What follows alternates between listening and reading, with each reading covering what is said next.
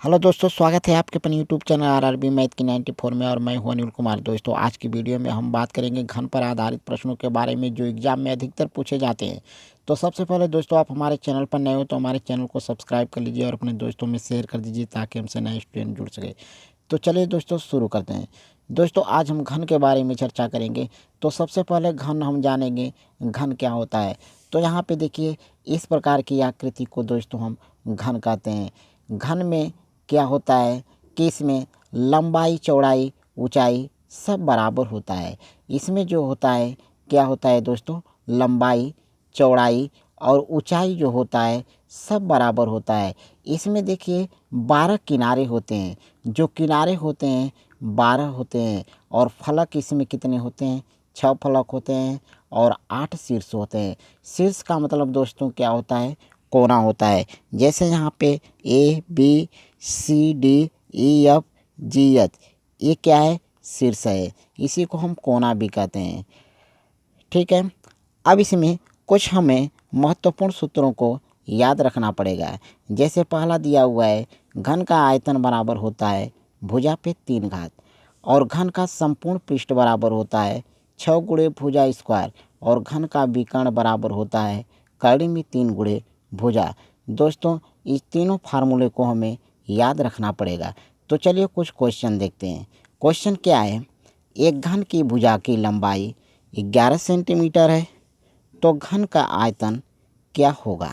यहाँ पे देखिए, घन का आयतन पूछा है तो फार्मूला लगाएंगे। घन का आयतन क्या होता है, घन का आयतन बराबर भुजा पर 3 घात होता है। भुजा पर 3 घात। अब इसके बाद इसमें देखिए भुजा कितना है, 11 सेंटीमीटर। तो भुजा की जगह 11 लिखेंगे और इस पर 3 घात होगा।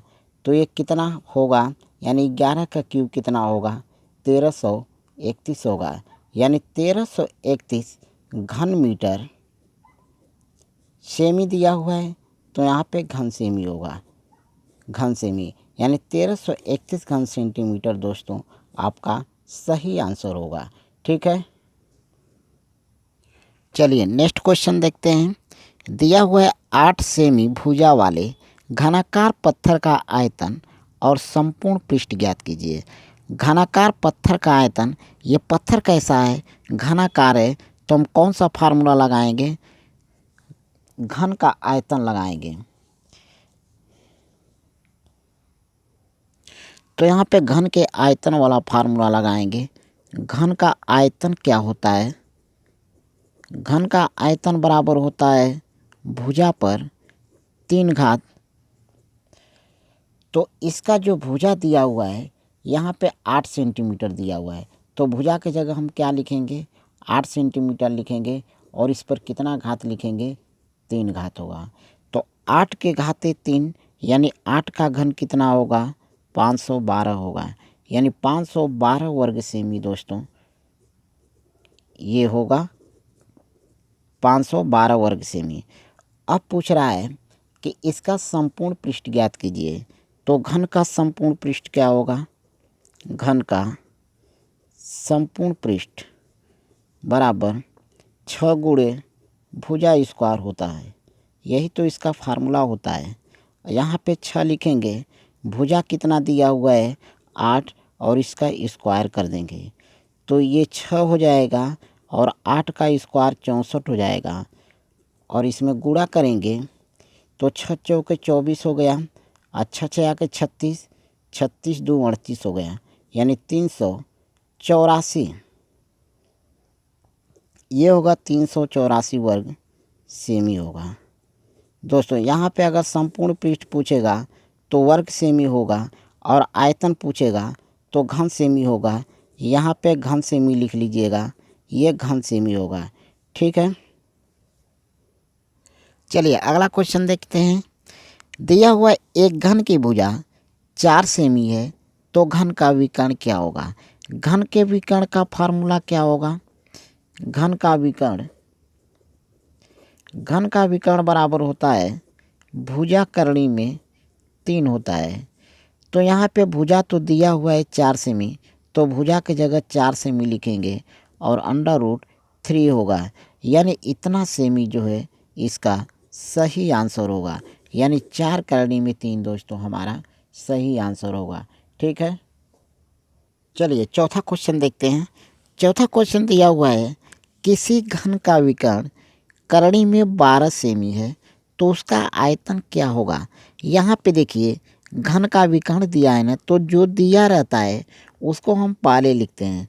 यहाँ पे लिखेंगे घन का विकर्ण। घन का विकर्ण दे करके रखा है करनी में 12 सेमी। तो घन के विकर्ण का फार्मूला क्या होता है, भुजा करनी में 3 बराबर करनी में 12 दिया है पहले से। अब यहाँ पे देखिएगा क्या करेंगे, करनी में 3 से भाग करेंगे 12 में, कितना बार में कटेगा, 4 बार में कटेगा। यानी ये कितना हो जाएगा, करनी में 4 होगा। यानी भुजा बराबर करनी में 4। तो भुजा कितना हो जाएगा, करनी में 4 का वर्गमूल कितना होगा, 2। यानी 2 सेमी होगा। अब क्वेश्चन में पूछा है कि इसका आयतन कितना होगा। तो आयतन बराबर क्या होता है, घन का आयतन बराबर होता है भुजा पर 3 घात। तो भुजा हमें पता है 2, तो हम यहाँ पे लिखेंगे 2 पर 3 घात। तो कितना हो जाएगा, 2 का घन वे 8 होगा। यानी 8 घन सेमी, 8 घन सेमी दोस्तों हमारा सही आंसर होगा। ठीक है, चलिए पांचवा क्वेश्चन देखते हैं। 2 घनों के आयतनों में 27:1 का अनुपात है तो उनकी भुजाओं में क्या अनुपात होगा। देखिए 2 घन दिया हुआ है, यानी 2 घन के आयतनों का अनुपात दिया हुआ है। मान लीजिए ये पहले घन का आयतन बटे दूसरे घन का आयतन, और इसका अनुपात दिया हुआ है 27:1। तो हम इसको लिखेंगे 27/1। अब पहले घन का आयतन मान लीजिए, पहले घन का आयतन क्या होता है, भुजा पर 3 घात। तो भुजा हम मान लेते हैं ए, पहले घन का भुजा मान लेते हैं ए पर 3 घात, और दूसरे घन की भुजा मान लेते हैं बी पर 3 घात। तो यहाँ पे 27/1 दिया हुआ है। अब देखिएगा इधर क्यू दिया हुआ है, तो इधर जा कर के क्या बनेगा, घनमूल बन जाएगा। हम इसको लिखेंगे a/b, और ये क्यू इधर है तो इसको इधर भेजेंगे तो इधर आकर घनमूल बन जाएगा। यानी 27/1 हो जाएगा। तो इसका घनमूल कितना हो जाएगा, तो 27 का घनमूल 3 होगा और 1 का घनमूल 1 होगा।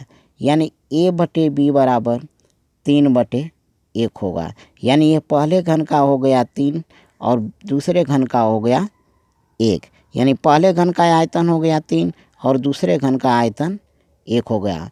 अनुपात पूछा है तो अनुपात कितना हो जाएगा, 3:1 हो जाएगा। यही दोस्तों हमारा सही आंसर होगा। ठीक है, तो दोस्तों मुझे उम्मीद है कि आप इस क्वेश्चन को अच्छे से समझ गए होंगे। तो दोस्तों वीडियो को लाइक कीजिए, सब्सक्राइब कीजिए और बेल आइकन की घंटी को दबा दीजिए। धन्यवाद।